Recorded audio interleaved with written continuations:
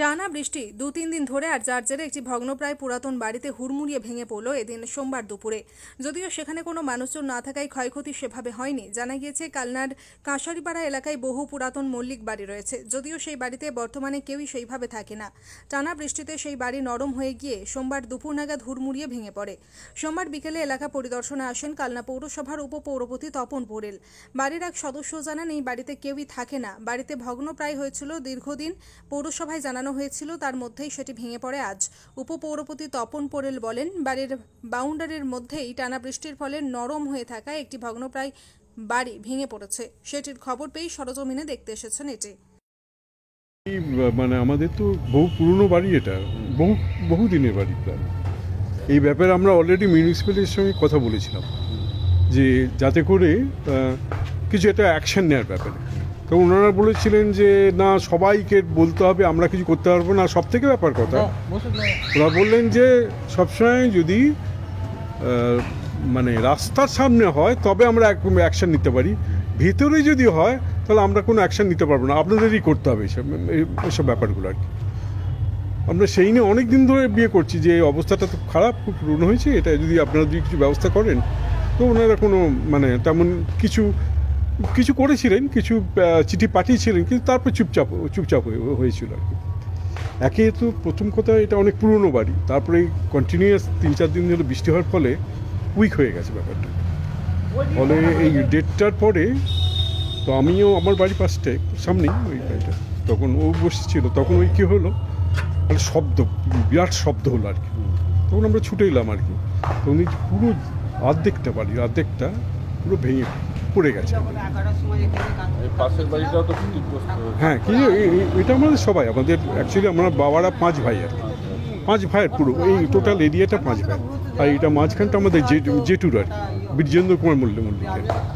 এখন ওদের কেউ এখানে থাকে না আর কি, মোস্টলি কেউ বম্বেতে থাকে, কেউ বিভিন্ন জায়গায় রয়েছে আর কি। আর যেহেতু এটা 6 জনের ব্যাপার আর কি, ফলে এটা কেউ ইনিশিয়েটিভ নিতেও খুব একটা কেউ চাইছে না আর কি। এই মানে ভাগের মা গঙ্গা পায় না, এই অবস্থা দাঁড়িয়েছে। তো যাই হোক, ফাইনালি আমরাও চিঠিপত্র দিচ্ছি, কিন্তু কেউ কোনো অ্যাকশন নিচ্ছে না। তো এই অবস্থায় ভেঙে পড়ে গেছে এখন। আপনার নাম? আমার নাম বিমান মল্লিক। বাড়িটা কি বিষয় একটু যদি বলেন। না, এতদিন ধরে বৃষ্টি হচ্ছে, উইক হয়ে গেছিলো বডি, তো ওটার জন্য কোলাপস করে গেছে। মানে কখন হলো এটা 1:30টার সময় হয়েছে। তখন কেউ ছিল বাড়িতে? হ্যাঁ, আমরা সবাই ছিলাম, বাড়ির ভেতরেই ছিলাম। কি দেখলেন? এসে ভাঙাচোরা দেখলাম। মানে এই পাশের বাড়িতেই আপনারা থাকতেন নাকি? হ্যাঁ। ওই বাড়িটা মানে কারা ছিল? ওই বাড়িটা কাদের? এটা আমার জেঠুদের বাড়ি। আচ্ছা, ওই বাড়িতে কেউ থাকে না? না, এই মুহূর্তে কেউ। তারপরে মানে দুপুরবেলা তখন আপনারা কি করছিলেন? আমরা নিজেদের কাজ করছিলাম। আচ্ছা, তখন কি হলো? তারপরে এসে দেখলাম ভাঙাচোরা হয়ে আছে আর কি।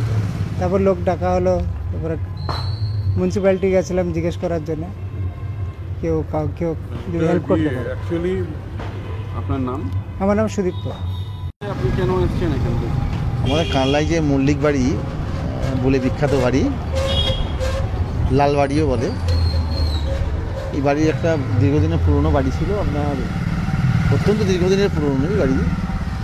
তা বৃষ্টিতে সেটা একটা অংশ ভেঙে পড়েছে, সেই জন্যই আমি সরজমিনে দেখতে এসেছিলাম।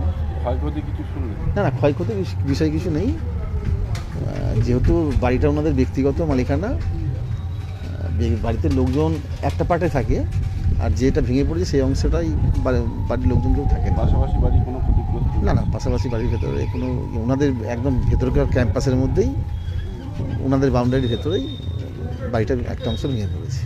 আপনারা এই পরিত্যক্ত বাড়িগুলো সম্বন্ধে কিছু ভাবনা চিন্তা করেন? আমরা মোটামুটি ধরুন রাস্তার ধারে যে সমস্ত খুব বিপজ্জনক বাড়ি রয়েছে সেই বাড়িগুলো আমরা নোটিশ করে দিয়েছি অলরেডি। ইনাদের বাড়ির ঘটনাটা হচ্ছে কি, ইনারা নিজেরা ভেঙে নেবার জন্য আমাদের পৌরসভা থেকে একটা চিঠি করেছিলেন সম্ভবত, কিন্তু ঘটনা হচ্ছে যেহেতু ওনাদের ব্যক্তিগত মালিকানার মধ্যে রয়েছেন এবং ভেতরের অংশে রয়েছেন, স্বভাবতই ওনাদের ওইটা যেহেতু আর কি পুরনো বাড়ি, সেটা ওনাদেরকেই ভেঙে দিতে হবে।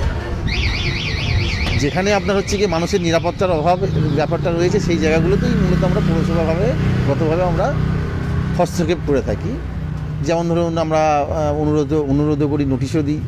যেমন ছোটো দৌড়ি মোড়ের আগে যে বাঁদিকে দেখবেন একটি দোতলা বাড়ি ছিল ভগ্নপ্রায়, অত্যন্ত বিপজ্জনক বাড়ি ছিল, সেই বাড়িটা নোটিশ করার সঙ্গে সঙ্গে তারা ভেঙে দিয়েছে।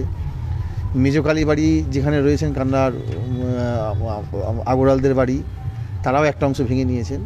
স্বাভাবিক এইভাবেই আমরা এই বিষয়গুলোতে খুবই সতর্কতার সঙ্গে এবং রীতা ভট্টাচার্যের রিপোর্ট, সুন্দর বাংলা নিউজ।